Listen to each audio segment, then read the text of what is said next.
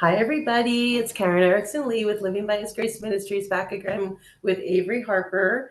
And I was talking with her on our break, and she just brought up a great point that we feel like everybody out there should think about within their own sphere, their own world, if they either are or, if they know somebody who is in um, an abuse situation or is vulnerable. And so I'm going to let Avery take it away. Yeah. And this comes from just knowing that there can definitely be a feeling of disempowerment when you see a loved one, a friend who's going through something, really, really hard. And the statistics are staggering. The majority of females out there are involved in a bad relationship at some point in their lives. So ways in which that you can support, that friend or family member, it's very important to listen. And by listen, it's truly listen. So it's not listening to respond or give advice. It's listening to understand what's happening in that person's situation and to understand what is of value and import to them. It is very important to meet them where they are. And this can be difficult because when we have a loved one going through something, we're so intensely emotionally involved, as we should be. It's a loved one. It's really easy to get fired up and try to take on more ownership of what that individual is going through.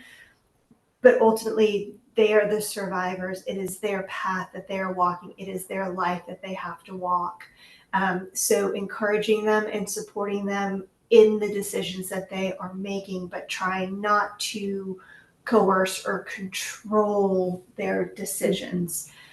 Definitely being available to provide information, resources.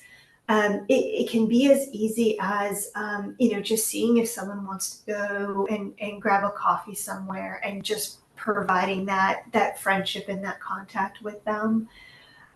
Things that you shouldn't do is tell them, well, you should do this or you shouldn't do that, and being really forceful in it, because again, at the end of the day, it's all about survivor autonomy. And again, it is their life. They know the nuances of that relationship. You don't.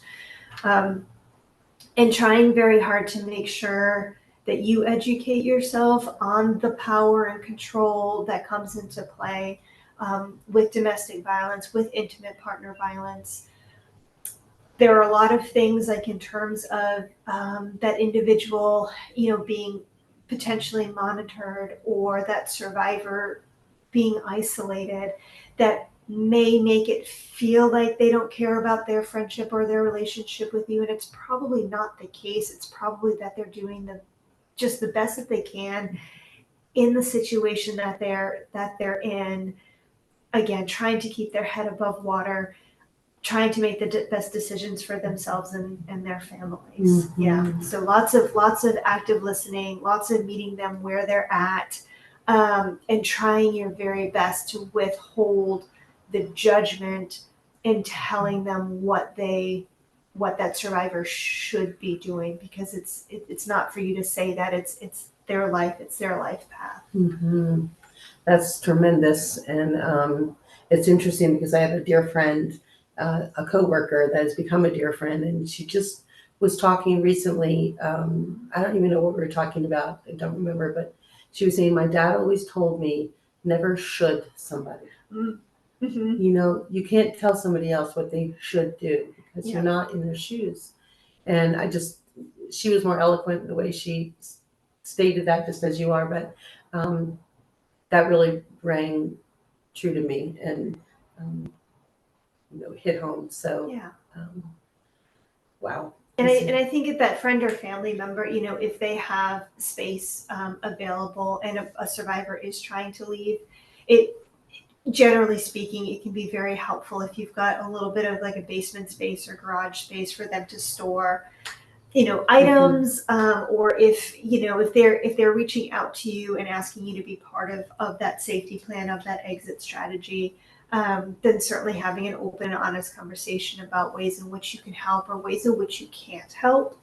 And I think it's really important too to understand that when a survivor, if they choose to leave, the science tells us that it takes on average 7 different attempts because of how it's just not a fast process to leave. Mhm. There's so much involved.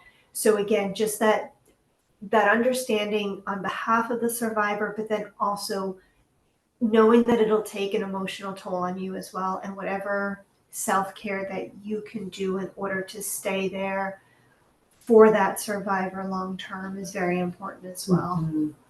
Yeah, I have been blessed to have some very, very dear friends through the years that have loved me, loved my children, supported us, and that made all the difference in the world. And my mom too. So anyway, all right, everybody, we are going to come back and talk more about Phoenix Project, their 10-year anniversary, and yeah, we'll be back.